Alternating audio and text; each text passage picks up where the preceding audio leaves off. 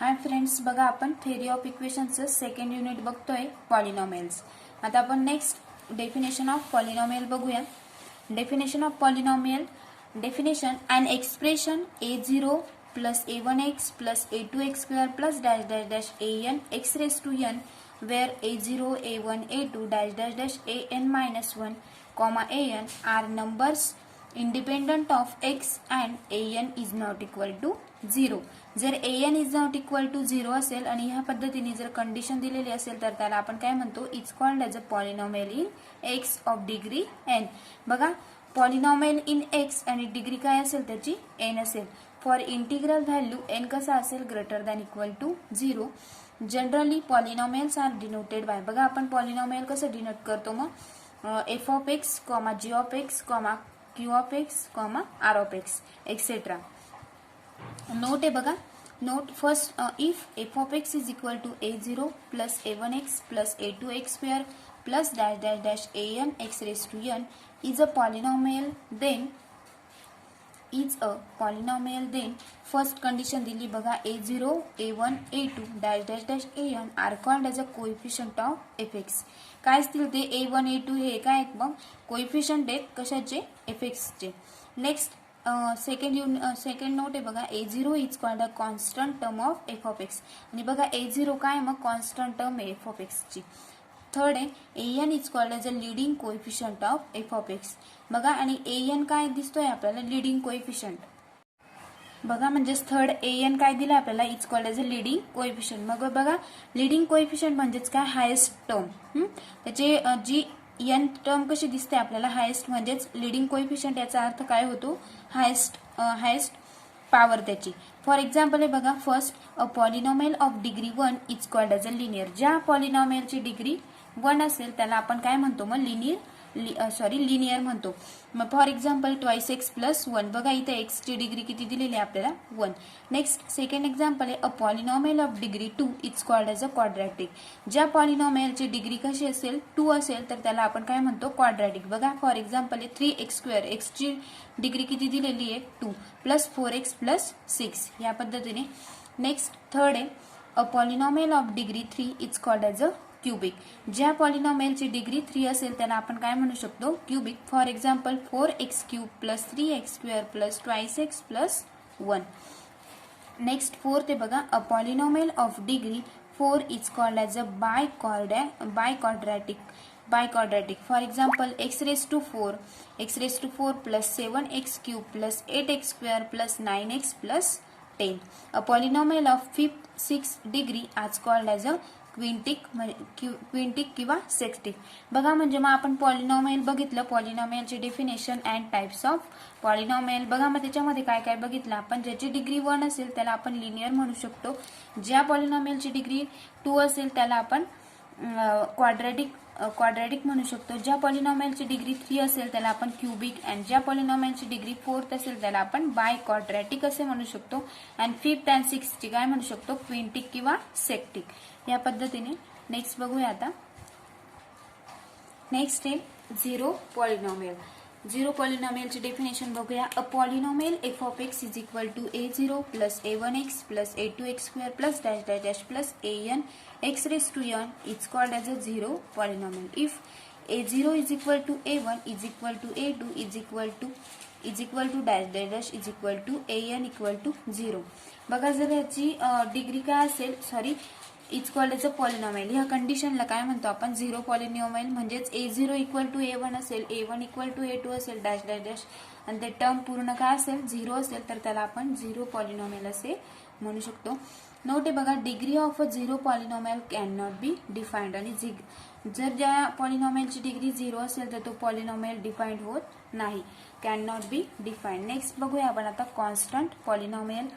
Constant polynomial, a polynomial f of x is equal to a0 plus a1x plus a2x square plus dash dash dash plus an x raised to n. It's called as a constant polynomial if a1 equal to a2 is equal to dash dash dash equal to an equal to 0. Example आहे बघा, fx ची value 2 लिहूया. fx is equal to 2, gx is equal to 3 plus 4i, rx is equal to c. For some number c, tx is equal to 0 are all constant polynomial कसे आहेत मध्ये constant polynomials आहेत। Next बघा equality of two polynomials. आता next definition आहे आपली equality of two polynomials. Two polynomials f of x is equal to a0 plus a1x plus a2x square plus dash dash dash plus an x raised to n and g of x is equal to b0 plus b1x plus b2x square plus dash dash dash bm minus 1 x raised to m minus 1 plus bm x raised to m are said to be equal if n equal to m and ai is equal to bi for all I। तर त्याला आपण काय म्हणू शकतो equality of two polynomials. बघा equality म्हणजे ही term gx बरोबर ही term दाखवू शकतो म्हणजेच काय n इक्वल टू m म्हणजेच ai is equal to bi for all I। Next हे बघा addition subtraction and product of two polynomials. बघा दोन पॉलिनॉमियलचे आपल्याला काय बघायचंय ऍडिशन बघायची सबस्ट्रॅक्शन बघायची अँड प्रॉडक्ट बघायचं आहे। नेक्स्ट फर्स्ट बघूया आता आपण let f of x equal to a0 plus a1x plus a2x square plus dash dash dash an x raise to n।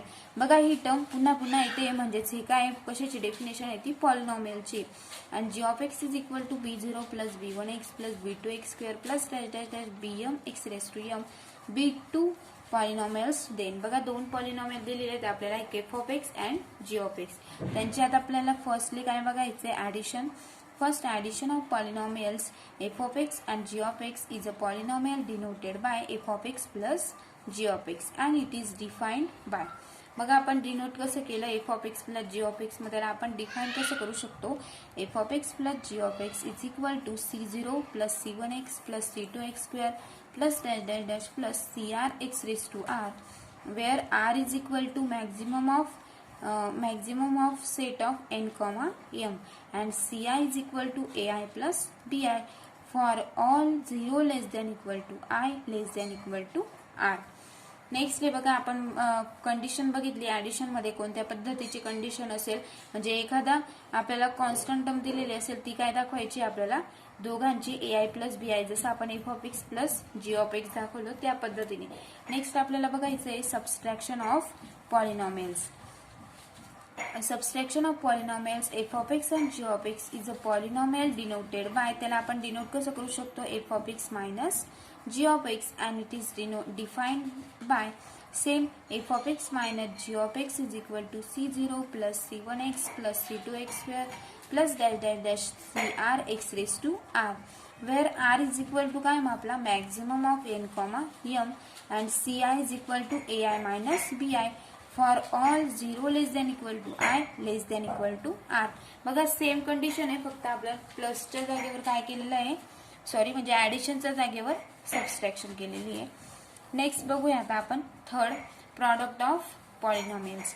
f of x and g of x is polynomial denoted by f of x into g of x and it is defined by f of x into g of x is equal to c0 plus c1x plus c2x square plus dash dash dash crx raised to r where crx raised to r where r is equal to n plus m and ci is equal to a0 bi plus a1 bi minus 1 plus ai minus 1 b1 plus dash dash dash ai into bi for all 0 less than equal to I less than equal to r। हे दिलंय बघा म्हणजेच आपण equality of two polynomials बघितलं नंतर next addition subtraction and product of two polynomials बघितलं। तर next हे बघा Euclidean algorithm for polynomials. Euclidean algorithm बघूया आपण आता।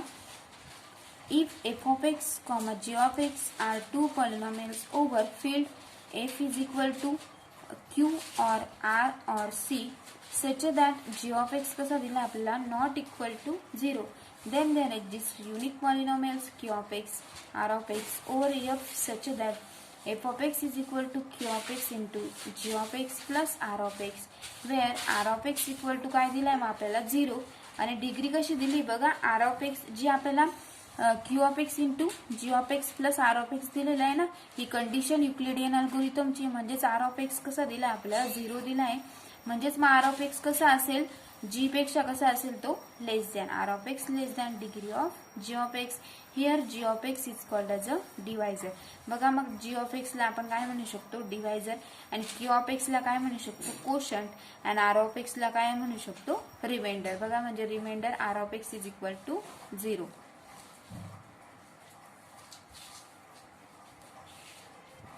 नेक्स्ट टॉपिक आहे बघा, Horner's method of synthetic division.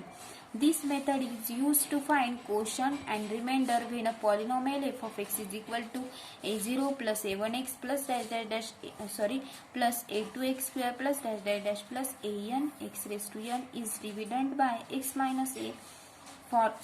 minus alpha for some alpha belongs to capital Q or R or C.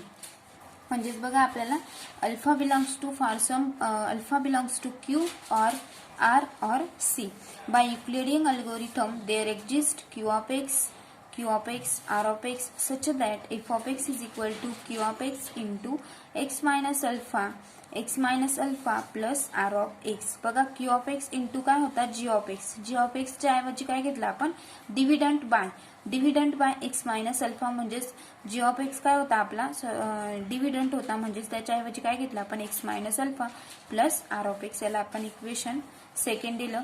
First आपण इक्वेशन आधीच दिलं आहे बघा युक्लिडियन अल्गोरिथमच्या वेळेस, where r of x equal to 0 or degree of r of x less than काय मिळेल मग, degree of x minus alpha is equal to 1, that is r of x is a constant polynomial, say r. Next, therefore f of x is equal to q of x into x minus alpha plus r. Since degree of f of x is equal to काय असतं, degree of f of x ची n असते, म्हणजेच degree of q of x काय असेल मग n minus 1. Next q of x is equal to b0 plus b1x plus b2x square plus bn minus 2x raised to n minus 2 plus bn minus 1 x raised to n minus 1.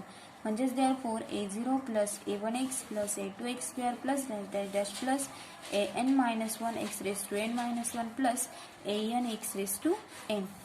म्हणजेच is equal to आपल्याला next step मिळेल. याला आपण काय मानलेलं आहे, x minus alpha into Q of X ची term लिहायची. बघा एक्स मायनस अल्फा हा आपण ॲज इट इज राहू दिला. नंतर क्यू ऑफ एक्स ची टर्म काय दिली आपल्याला, b0 plus b1x plus b2x square plus plus bn minus 1 x raise to twice x raise to 2 twice x raised to n minus 2 plus bn minus 1 x raised to n minus 1 bracket complete. आणि r काय लिहिला आपण, plus r as it is लिहिला. therefore next equating coefficient of like powers of x we get an is equal to काय घेतलं मग, an is equal to bn minus 1, म्हणजेच employees bn minus 1 is equal to पण काय येईल आपलं an. Next an minus 1 is equal to bn minus 2 minus alpha bn minus 1 म्हणजेच employees bn minus 2 is equal to an minus 1 plus alpha n minus 1.